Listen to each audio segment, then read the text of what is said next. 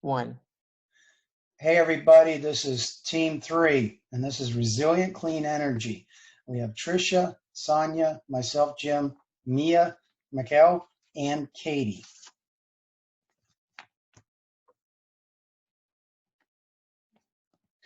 This is typically what comes to mind when we think of how we get our energy. A little short video for you.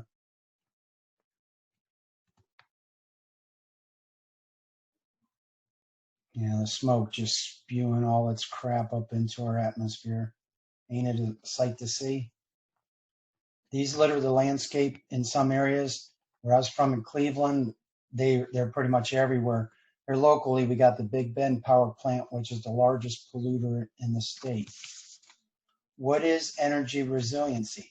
The ability of energy to adapt to changes, withstand disruptions, and recover rapidly from these disruptions. This is what we have now. These are all attributes of how we get our energy today, each of them polluted in their own special way. Smog, contaminating water, creating oil spills. These are unfortunately the risks inherent with our present energy production. We can and we should demand better choices. This is where we should be. Fortunately, better choices are here. Solar, land, and building-based. Wind from farms offshore as well, such as what they're doing in Delaware. Geothermal. An example I came across was a geothermal air conditioning here in Lutz, Florida. I was surprised that you could actually have it in Florida, but it did. It was quite interesting.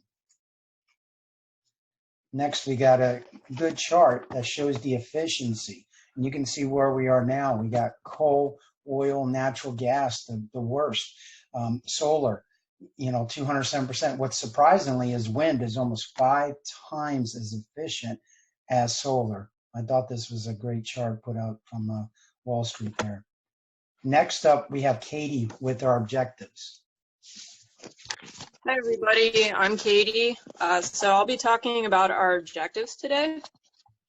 So our first objective, everybody that's looking over this presentation, you guys are probably familiar with, clean energy and some options out there. So we're hoping with our first objective that we're going to teach you something you didn't already know about clean energy today. Objective number 2 is we're going to inform you how clean energy can help you be more resilient. Objective number 3, we're going to teach you methods to incorporate clean energy into your life. We've all heard and seen solar panels. They can be expensive, so maybe starting off smaller with something like a solar-powered cell phone charger. And we're going to give you some methods to help you incorporate clean energy into your life. Finally, objective 4, our hope is to begin to change mindsets about clean energy and instill a sense of environmental ownership into people, starting with whoever's watching this presentation, and then hopefully you will go out and help change others' mindsets. Next up is going to be Michael with prior knowledge. Hello, in this section we're going to give you a brief refresher of what you may already know about energy. So this picture here is a quick descriptor of what comes to mind when most people think about energy, which is electricity. And this is specifically the electricity grid on which most people rely for their electricity. And powers many homes and places of business, but it's important to know that electricity is a secondary source of energy as opposed to a primary one. This means that a primary source of energy such as coal, nuclear, wind power, biomass, etc. are needed in order to create the electricity. In other words, for us to be able to live our lives as we know it, we are reliant on certain primary energy sources as fuels. And as you should know from this class and ones prior to it, some of these sources are more resilient than others, and the impacts on the environment vary from source to source. In the United States, we use more energy than any other country in the world. In particular, as you can see in the graph, the United States consumes a lot of non-renewable resources, such as fossil fuels, which, as the name non-renewable implies, are not infinite. They will not be coming back in our lifetimes at the very least. And another factor that makes them less appealing than renewable energy sources are the fact that fossil fuels are incredibly harmful to the environment, resulting in pollution of our air and water, and they also greatly contribute to the greenhouse effect. With these factors in mind, it's easy to see why it's so important that we invest in renewable, sustainable, and resilient energy. Next up is Trisha. Thanks, Michael. So now that we know a lot more about resilient energy sources and why they are important, we'll be discussing some tools that will allow you to learn, conduct, and apply renewable solar energy to your home or business.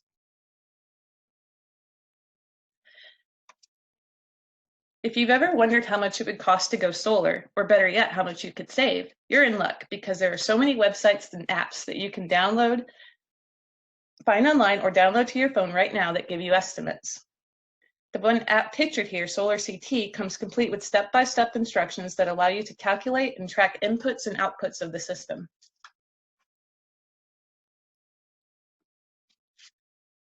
If you're still unsure about the feasibility of solar energy, I've created a quick instructional video that provides information and resources that can make obtaining solar energy a reality for you.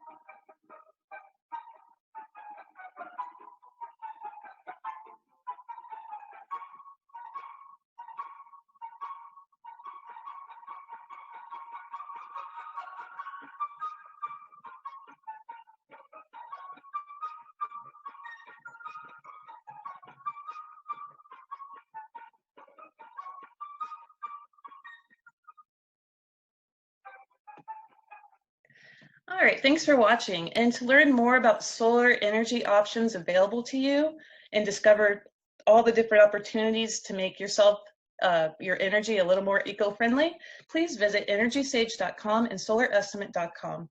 Up next is Miss Sonya with demonstration.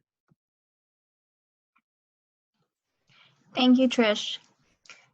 So I'm gonna go ahead and start going on my section, which I am in charge of demonstrating to everyone what clean energy resilience doesn't look like and also what it does and should look like. So this picture is basically what we don't want to see when it comes to using energy. With more and more ways to utilize clean energy, there's no reason why this is still the standard all across the nation in our bigger cities. Regardless of what we've become accustomed to, change is necessary in order to have cleaner air and a cleaner environment in general. So this is the perfect example of the direction we are very slowly heading towards, but definitely not fast enough. The picture on the left shows a picture of solar and wind energy being used to help power the city in the background.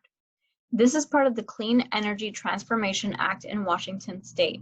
The Clean Energy Transformation Act aims to be completely electricity-free by the year 2045 and has made a commitment to the state itself by the governor. The picture on the right shows how Apple and their suppliers are utilizing solar energy to power the businesses and are committing to being 100% clean energy production.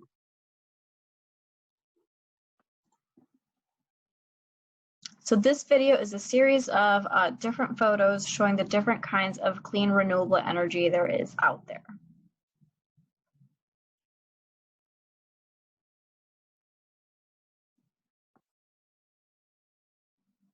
So just as a disclaimer, some of these examples aren't necessarily the best kinds of clean energy, such as hydroelectric power.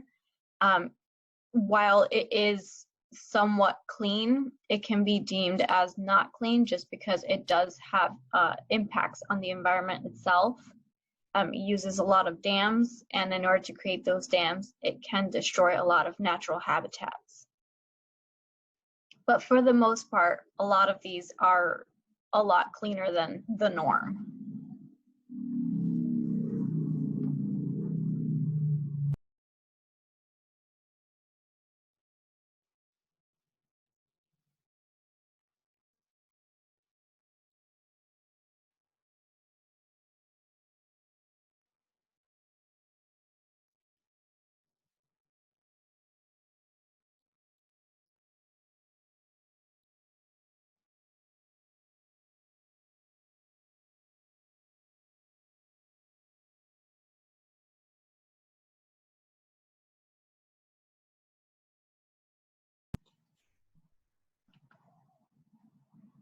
So next up is Mia with a series of activities.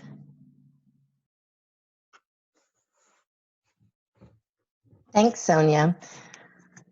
All right, so for the activity portion, we're going to do a resilient energy trivia quiz to help you learn some new things about resilient energy.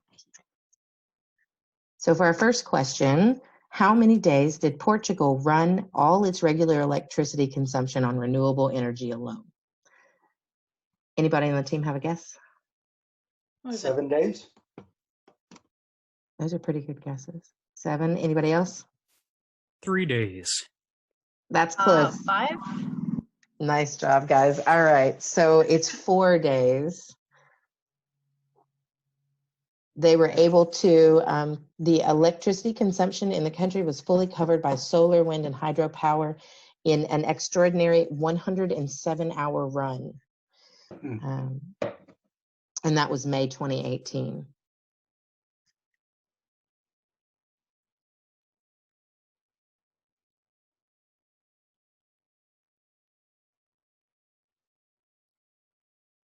Next question is, how many forms of renewable energy can you think of, and can you name them all? Ooh.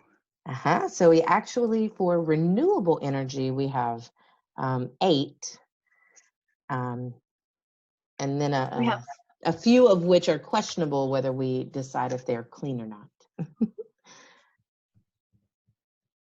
Is biomass one of those? Yep, so we got biomass. We have hydro, right? Yeah. Hydroelectric. Hydro. Solar, of course. Solar. Thermal. Wind. Thermal. Wind, yep. Now we got one more for the basic 6.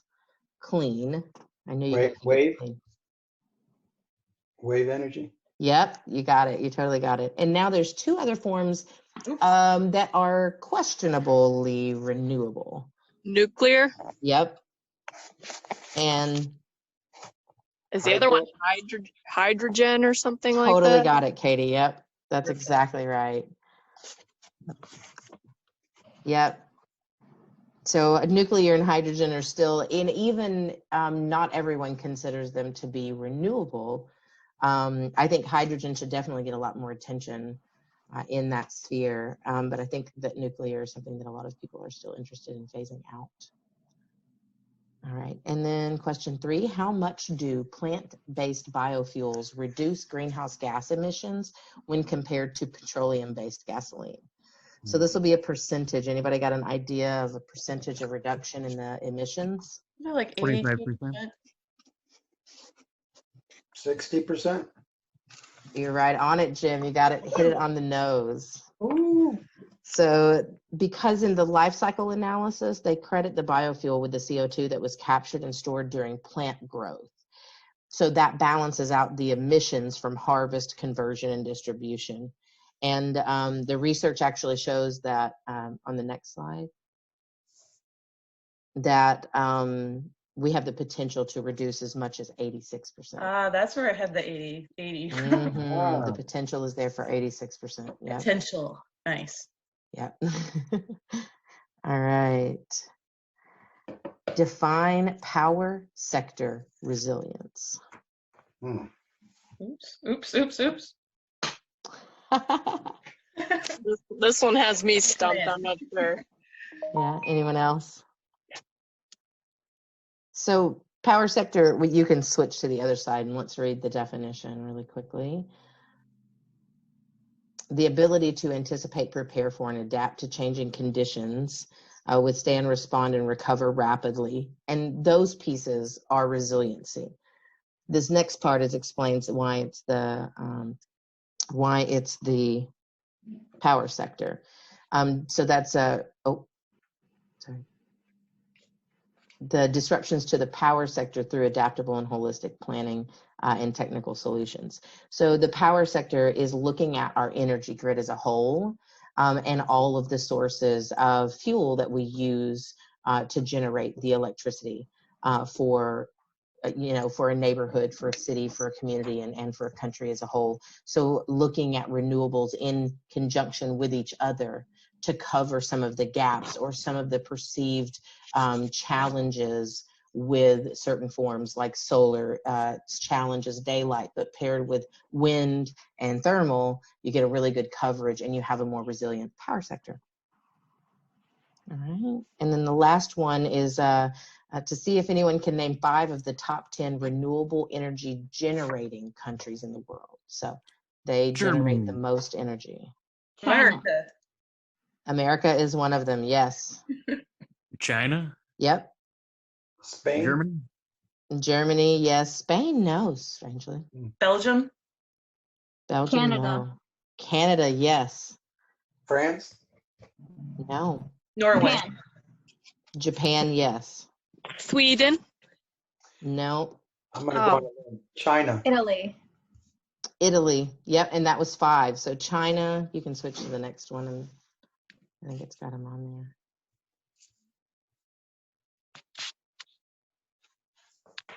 Oh, yeah. Yeah, Oops. so the International Renewable Energy Agency will show them to you on these cool graphs. So yeah, they're all listed there. China, US, Brazil, Canada, Germany, India. But it's interesting to see it from the generation side because, China can show that they're generating a ton of renewable energy, but you got to look at that compared to They're how also much. still generating a Right. ton of the other stuff too. So. Exactly. Awesome. Thank you guys so much for playing along. Thank you for your patience. Yes, and thank you all for watching. And let's pat ourselves on the back for doing this all. Hi guys, my name is Mia and I'm the student president of the SPC Net Impact chapter. We are here tonight to present to you the Sustainable Student Series, where the SPC Sustainability Management students will be sharing about their experiences learning about resilient energy. Thanks for being here with us, guys. We'll let Katie kick it off. Hey guys, my name is Katie and I'm a senior at SPC. Hey Katie, thanks for being here. So what is the most surprising thing that you learned or found out about this subject area when you studied it?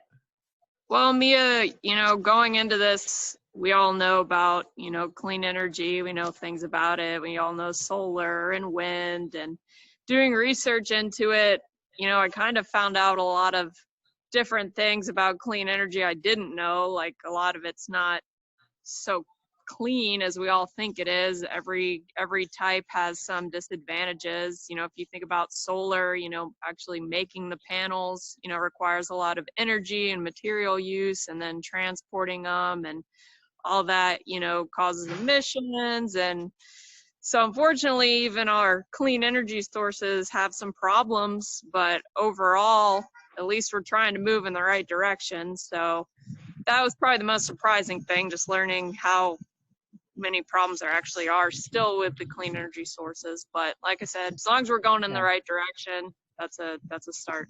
Agreed. It definitely looks like a much different story when you see a life cycle analysis and you actually get to see the analysis of what it takes to get the energy started and all of the, like you said, the stuff you need to build things like wind farms and solar.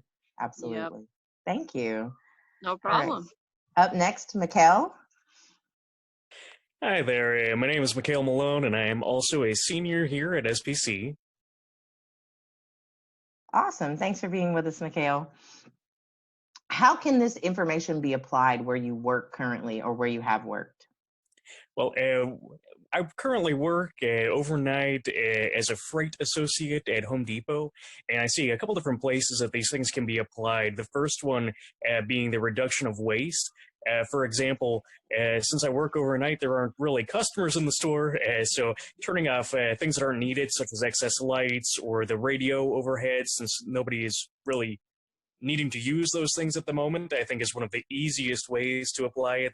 And aside from that, I think just making everybody more aware of their own individual impacts on the environment, their own contributions, and what they can do on an individual small scale to make those small steps forward.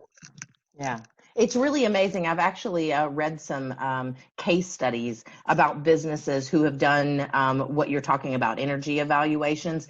And it's amazing how much energy you save on the tiniest little things like lights and what do you call the energy from things being on, just hanging out in the background, you know?